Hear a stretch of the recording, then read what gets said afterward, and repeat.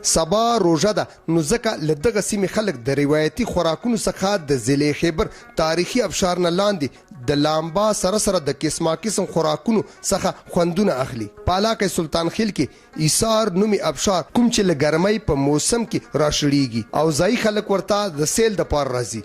لدغه ابشار لکاتو او پکې د لامبا سره د روایتي خوراکونو نه خوندونه اخلي. مونږ خو ماشاءالله ډېر انجوای کړو او مونږ خو ډېر پاکستان کې ګرځېدلی یو ساحه مطلب مری شو سوات شو ډېر ځایونه هم لیدلي. مونږ فرست ټایم دې راغلو چې مونږ په ماشاءالله علاقه کې ډېر ښکلی ځای دی ډېر ښکلی ابشار راشړېږي.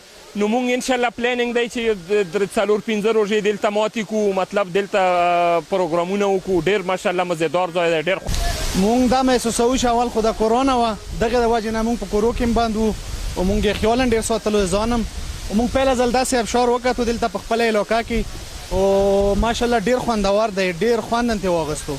نو مونږ خو بس خپله د علاقې ځمکه او د خپل غر ابشار دی او بیا روایتي خوراکونه به تاسو لیدلي او ډېره مزه وکړه. بل د کورونا په متعلق باندې په مونږ په کورو کې بند مونږ دغه ذهني ټینشن هم د چکر سره او د غره سره او د ابشار سره دغه چې کوم نه ختم شو ډېر خوند او ډېره مزه هم ته واخیسته. په د ایثار په تاریخي ابشار باندې تاسو د ځایي خلکو دغه خبرې واورېدې چې دوی انجوای کوي او ورسره د روایتي خوراکونو نه هم خوند اخلي.